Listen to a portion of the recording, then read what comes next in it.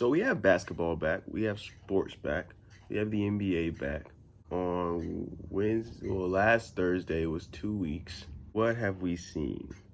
If you're using this bubble, these first few weeks, as how things actually are, the Lakers are terrible.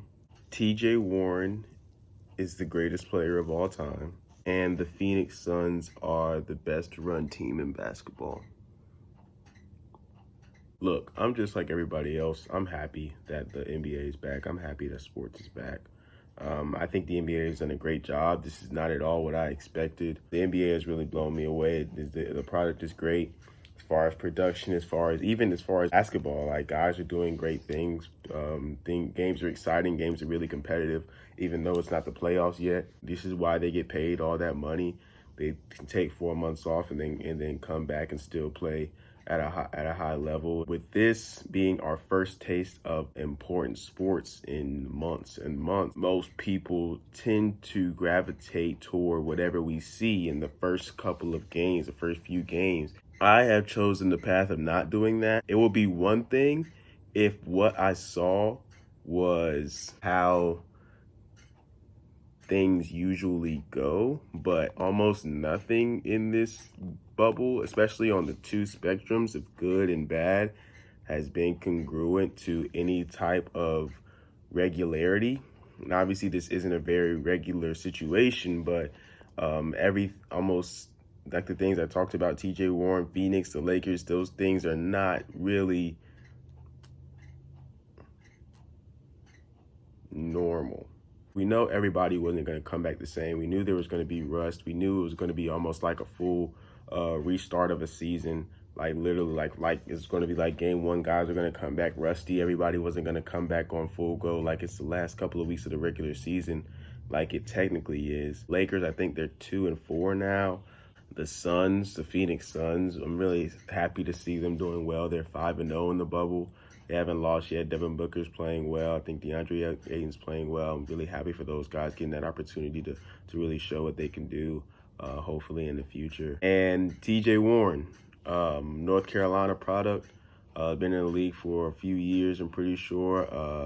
I heard about him when he was here at State and hadn't heard about him really much since. And I'm pretty sure he's averaging around 38, 40 points in the bubble, which is extraordinary, obviously, but nothing that we haven't seen really before with like lesser known players going off for stretches. I want everybody to really understand, at least for me, I want us to understand that this thing ends in October. It's August. So we have the rest of this month, all of September, and then like half of October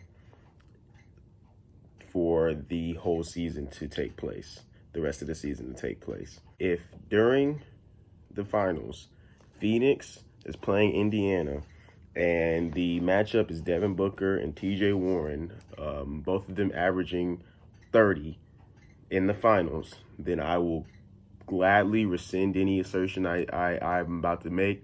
I will gladly take that L.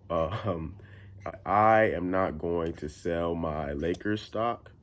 I'm not going to sell my stock in LeBron James or Anthony Davis. I'm not going to sell my stock in I'm not going to change my prediction of anything that I thought was going to happen in this regular season because of what's happened in these first 3 weeks.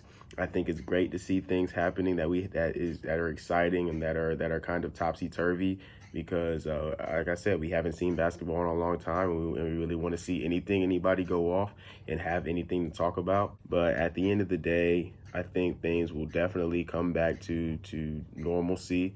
I think LeBron James will be LeBron James. I think players like Kawhi Leonard and Paul George are obviously going to make their names known in the playoffs, and there's not going to be any doubt on who the best team in the league is. At the end, I think the best team in the league will win the NBA championship, whether that's the Clippers, whether that is the Lakers, whether it's the Bucks.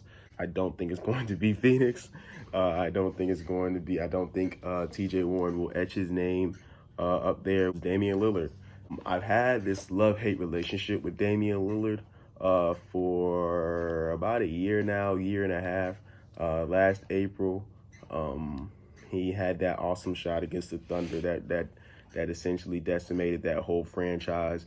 He's really been like a fan favorite, a media favorite, playing up there in the Pacific Northwest, always saying that he wouldn't leave his team to go team up with some other guys and form a super team and chase rings.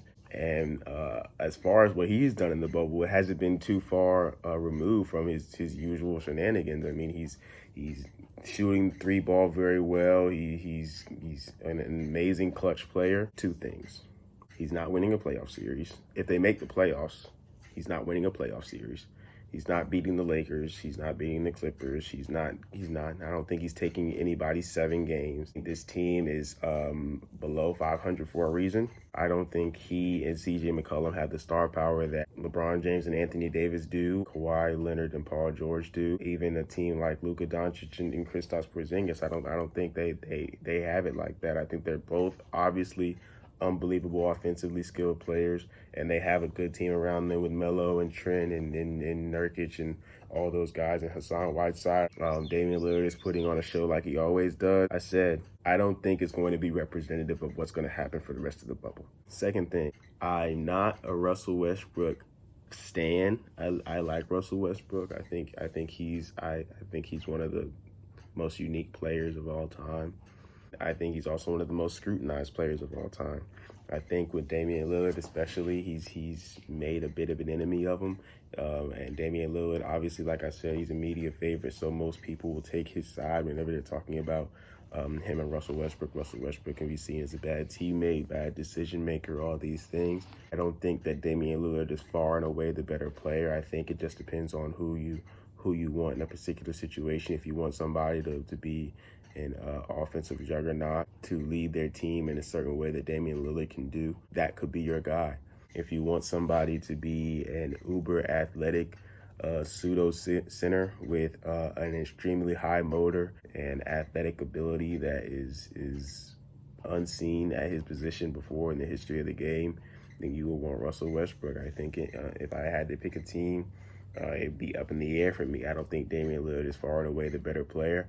I don't think Russell Westbrook is far and away the better player. If we're talking about top 10s, like if you think one is 12 and the other is 10, or if you think one is 8 and the other is 11, then I'm not getting mad at you. But I think we should chill out on the Damian Lillard better than Steph Curry, way better than like I think we should chill out with like this whole thing. We should chill out on being prisoners of the moment and really realize where we are. Really take this bubble for what it is. It's basketball again. It's great stuff to look at, and not really something that you should make your whole predictions about and form your opinions on at this moment in time.